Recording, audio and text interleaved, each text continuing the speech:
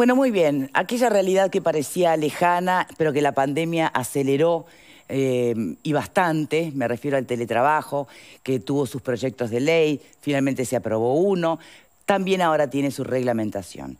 Pero por supuesto, sus críticas. Vamos a repasar primero la crónica de Telemundo y van a ver cómo, bueno, se posiciona de alguna manera el presidente de FUESIS, que es la Federación Uruguaya de Empleados de Comercio y Servicio, planteando sus dudas al respecto. Y después vamos a tener una conversación telefónica con él en instantes. Mirá.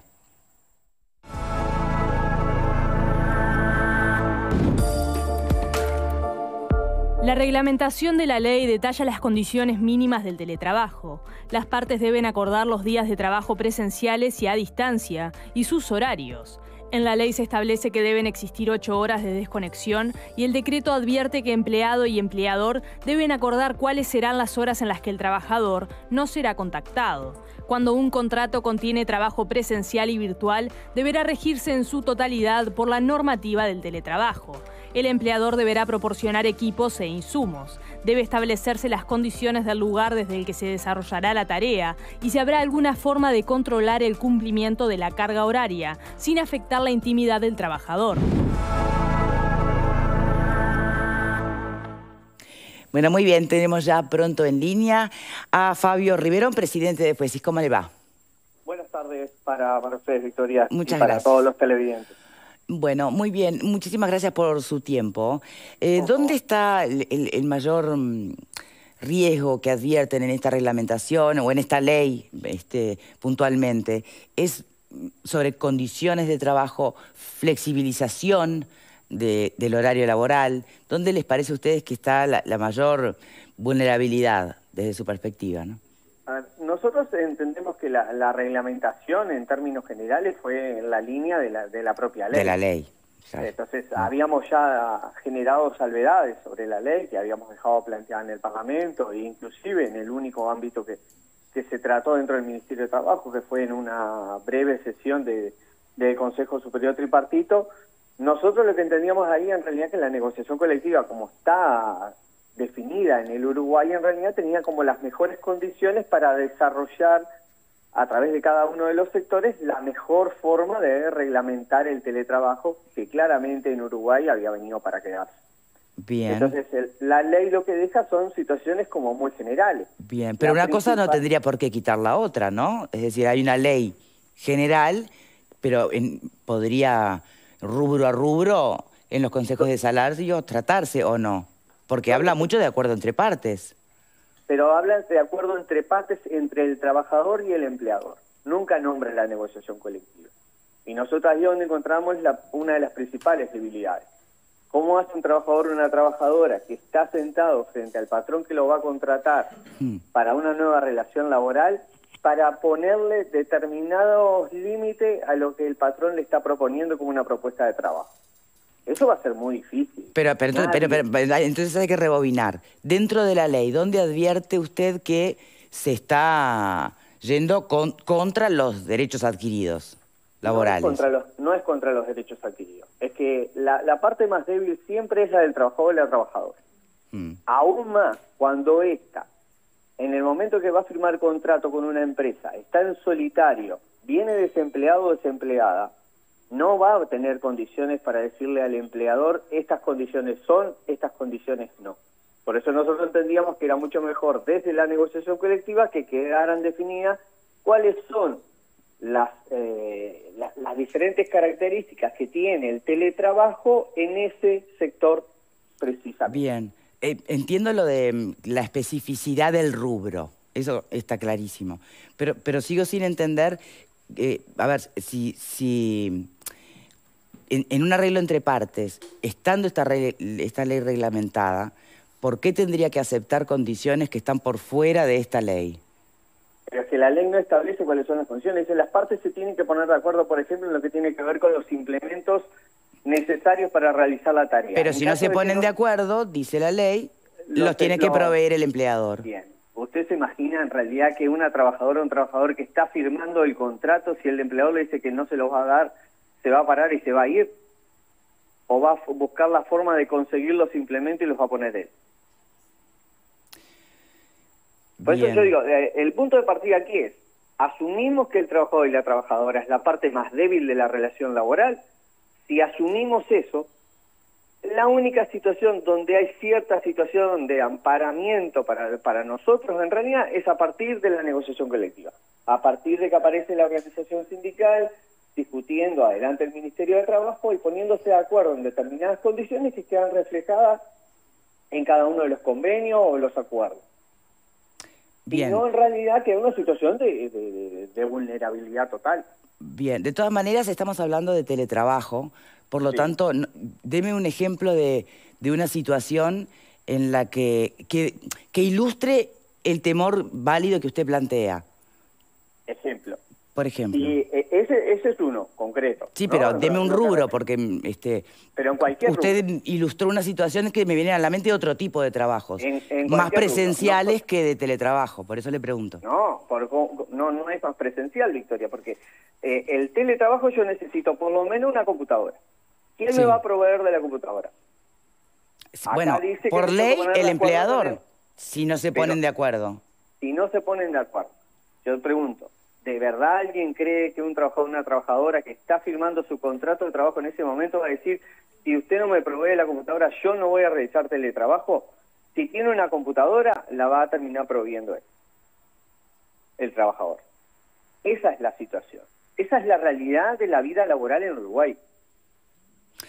¿Eso sale de la experiencia que hemos tenido de teletrabajo durante la pandemia, por ejemplo? De la experiencia de las discusiones de los contratos de trabajo cuando en realidad no están reglamentados en la negociación colectiva. No solo el teletrabajo. Y así hemos encontrado en los últimos años contratos de todo tipo en realidad firmados. Olvidándose de las leyes que tiene Uruguay. Contratos que establecían, por ejemplo, la situación de un trabajador o una trabajadora en forma full time, cuando el full time en la legislación uruguaya no existe. Y así puedo seguir. Hemos encontrado de las más diversas situaciones que hemos ido presentando en el Ministerio y las que hemos logrado agarrar a tiempo, las hemos logrado ir corrigiendo. Ahora debe ser complejo también porque habrá situaciones en las que claramente hay una persona que está sintiéndose legítimamente explotada. Y habrá otras situaciones en las que es acuerdo de partes. Las menos. En las relaciones laborales, las menos. No en las convencionales. Estoy pensando también más bien en este nuevo mundo que tenemos ahora, ¿no? Donde no estaría, o parecería no estar tan atado a las viejas normas. Por eso se habla tanto de flexibilización. Nosotros, ¿qué hacemos? ¿Nos quedamos atrás agarrados a las 8 horas o vamos...? Nosotros no decimos no al teletrabajo. No estamos diciendo eso. Nosotros decimos sí al teletrabajo. Sí al teletrabajo regulado. Sí al teletrabajo con condiciones claras, con remuneración clara. A eso decimos que sí. En un país como el nuestro, donde existen más de 240 mesas de negociación colectiva, donde la mayoría de los sectores formalizados del Uruguay tienen negociación colectiva, todas las condiciones para que el teletrabajo se dé con las mayor garantías necesarias están dadas. El problema es que se optó por ir por la vía parlamentaria intentando regular a través de una ley una situación de teletrabajo, creyendo que en realidad es una cuestión que es igual para todos los sectores. Y no es igual. Ejemplo, lo que plantea sobre la perforación de las leyes de 8 horas. Claro, pero justamente no es en nombre de esa diversidad, de esa... justamente de ese abanico de especificidades tan distintos que hay, que no se puede lograr en una ley regular para todas esas especificidades, y por eso es abierto y además siempre existe un Ministerio de Trabajo, ¿no? Sí, pero en ningún lado de la ley ni de la reglamentación se nombra la negociación colectiva.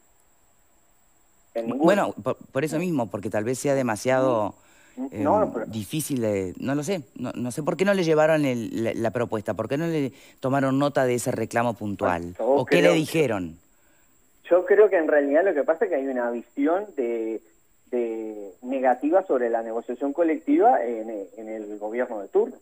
Eso es un dato de la realidad, no lo estamos diciendo hoy, que nos ha pasado en toda esta situación, en todas las 2 rondas de Consejo de Salario que hemos tenido. Y está bien, yo acá no estoy diciendo si eso si está bien que piensen así o no. Nosotros tenemos nuestra opinión, ellos tienen su opinión, y su opinión la reflejan, por ejemplo, en esta situación de la ley de teletrabajo. Bien. ¿Cómo va a seguir la situación entonces? Porque ahora ya se reglamentó, esto arranca... Pero una vez que teníamos la ley, nosotros sabíamos que la reglamentación iba a ir en la misma línea. No descubrimos nada en realidad cuando vimos la reglamentación y la leímos detenidamente. Nosotros seguiremos planteando cuál es nuestra visión en realidad, y trataremos a través de las organizaciones sindicales que tengamos realizando teletrabajo, bueno, cómo vamos mejorando, si es posible mejorar algunas de las situaciones que se vayan presentando, que vayan apareciendo. Bueno, ¿a usted le consta que hay ya denuncias de esta naturaleza en el Ministerio de Trabajo? No me consta eso. No. ¿Y entonces por qué estaría tan seguro de que se estarían violando normas? Tengo dudas que aparezcan denuncias. Justamente porque ningún trabajador va a ir a hacer una denuncia en el escenario de vulnerabilidad en el que queda. Yo tengo la sensación en realidad que creemos que una persona con 18 o 20 años asumiendo su primera relación laboral va a tener condiciones de decirle al patrón, esto sí está bien, esto sí está mal. Yo creo que en realidad nos olvidamos cuando tuvimos 18 años. Cuando fuimos a nuestra primera experiencia laboral, o cuando nos vimos sometidos a una situación durante determinado tiempo sin trabajo y necesitaba la primera oferta laboral que me apareciera para salir de la situación. Este día fue el día que menos condiciones puse en realidad para insertarme en el ámbito laboral. Esa es la realidad de que pasa con la mayoría de los trabajadores y las trabajadoras.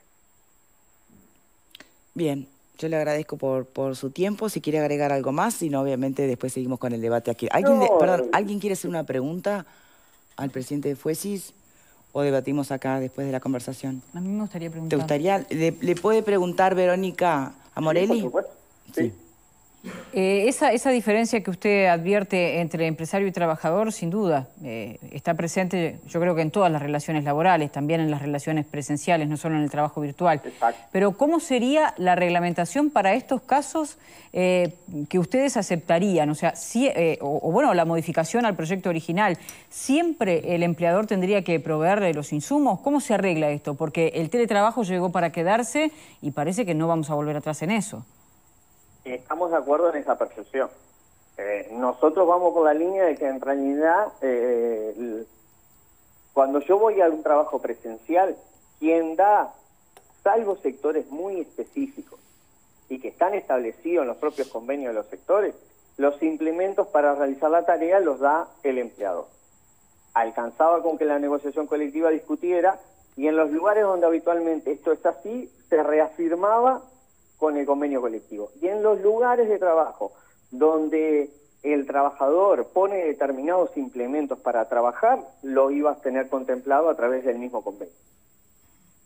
Y no una situación tan genérica en realidad, que vuelvo a insistir, donde deja claramente en debilidad absoluta a aquellos trabajadores y trabajadoras que van a ir a su primera experiencia laboral.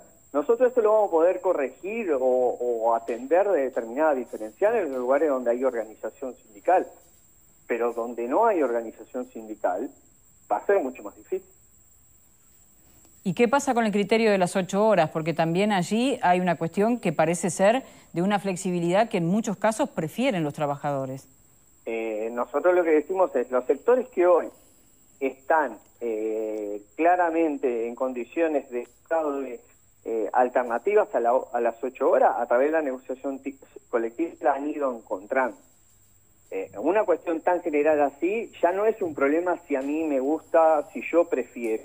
Cuando todos sabemos que en realidad cuando el mundo terminó yendo a las 8 horas fue bajo determinadas situaciones, inclusive argumentadas por médicos, ¿no? Entonces lo que decimos es, está bien que yo vulnere una situación de un informe médico que me diga cuántas horas en realidad puedo estar trabajando en virtud de mi comodidad circunstancial, sin visualizar que a futuro puedo generarme daños mucho más grandes. Esas son las situaciones. Acá las 8 horas no salieron por una situación caprichosa de de un colectivo de trabajadores o trabajadoras que circunstancialmente se les ocurrió que el límite eran 8 horas. Pero Riverón, se está poniendo, se compara el trabajo presencial con el teletrabajo. Tienen naturalezas muy diferentes y desgastes muy diferentes. El teletrabajo tiene bastante más desgaste en realidad, porque la situación de estar logueado en forma permanente frente a una computadora generalmente en realidad tiene un desgaste mucho más grande. Y así Depende. es que, por ejemplo, pero hay un decreto en Uruguay que lo establece claramente.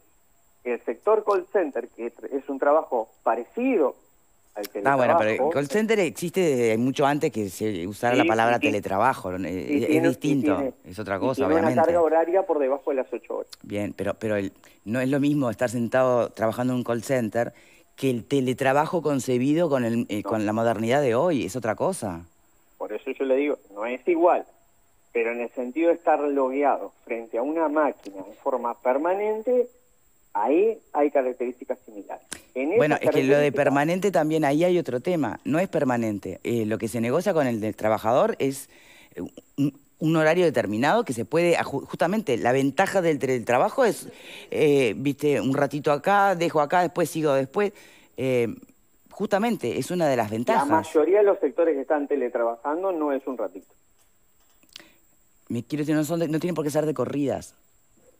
La experiencia de lo que tenemos ahora teletrabajando, en realidad, ninguno nos habla de... ¿Qué rubro, por ejemplo?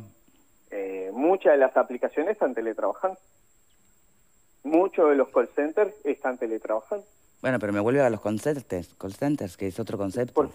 Porque están teletrabajando. Pero entonces, bien, yo lo que advierto es que todavía ni siquiera empezamos a teletrabajar y ya estamos advirtiendo los abusos. Hay un 10% que está teletrabajando en este momento. Bien, llegó a un pico mayor de 20% más o menos en realidad sobre el peor momento de la pandemia. Ahora volvió a bajar y nos encontramos que hay un 10% de trabajadores que están teletrabajando. Sí, bueno, sin duda que es el futuro, ¿no? O sea que por lo menos lo híbrido, un poco Sí, presencial y un poco...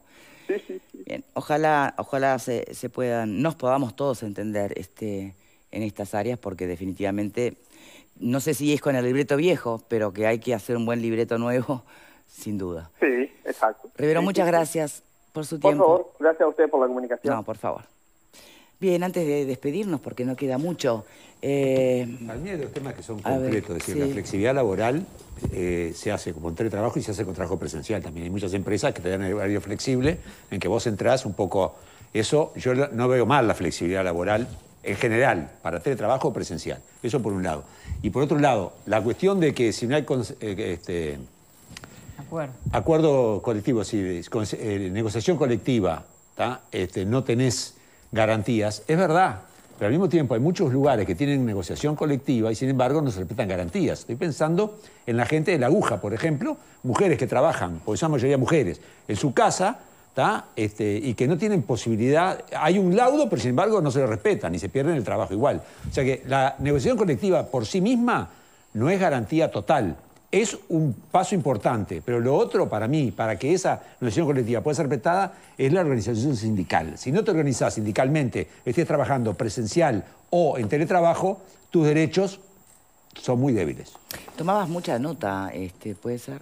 Mientras hablaba Riverón. No, porque estaba pensando, a mí cuando escucho un análisis así de un dirigente sindical, que obviamente está defendiendo los derechos y cuanto más rígida la ley y más protecciones al trabajador contenga, más contento va a estar.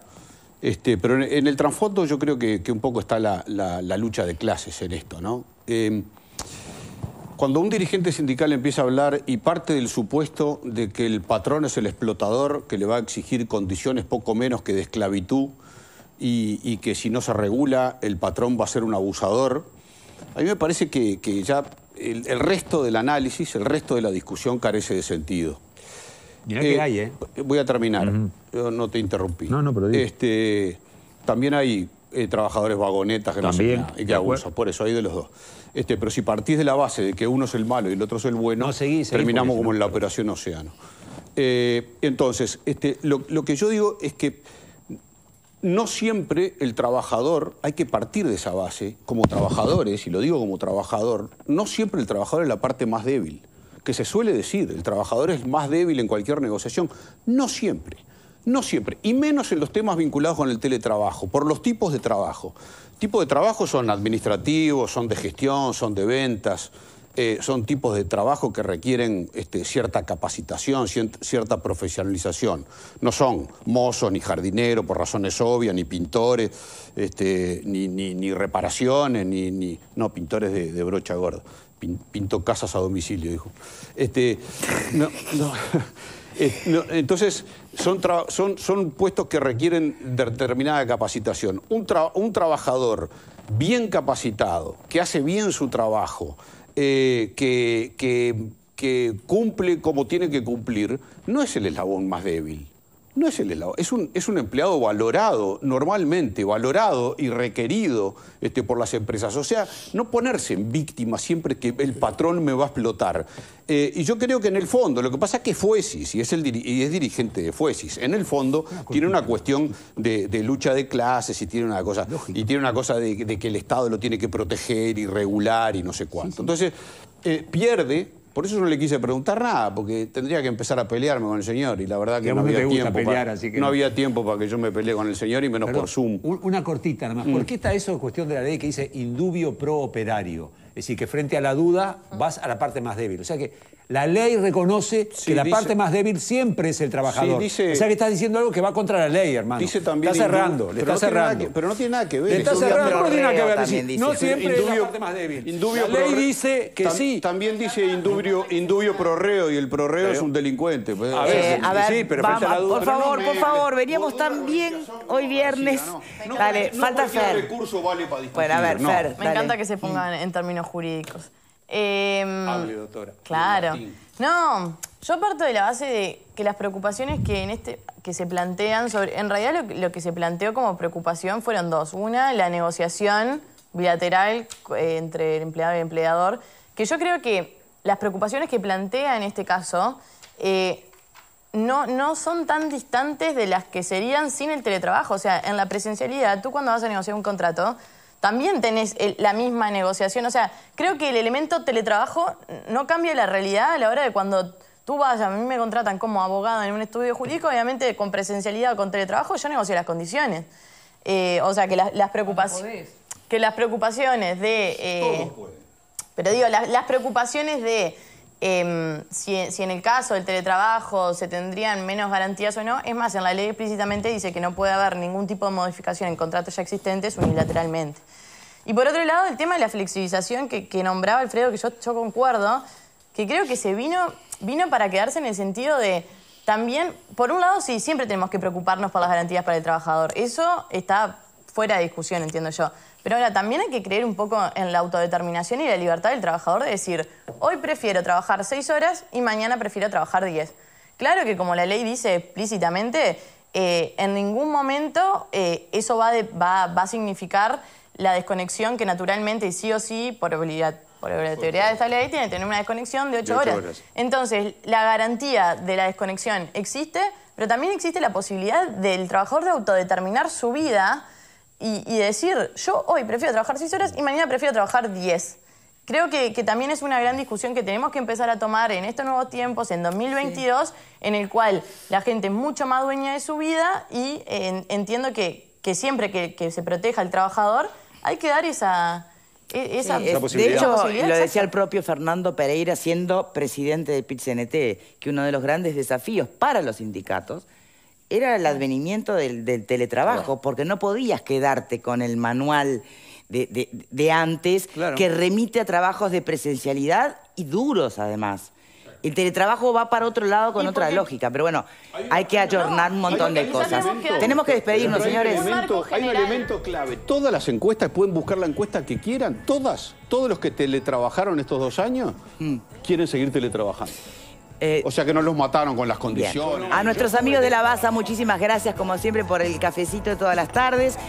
No, me despido. Cafecito, el litrito de café que venimos tomando todas las tardes. Bueno, mañana es el cumple de una de las productoras de este programa y como no vamos a estar al aire ya, de Lucía Núñez. Así que, Lu, muy feliz cumple por adelantado. Y, ¿qué decirles? El domingo, a votar bien. Eso que, vota bien. ¿Qué querrá decir, no? A ser responsables. Con B corta. A ser ciudadanos. Exacto. Buen fin de. Chau, chau. Hasta luego.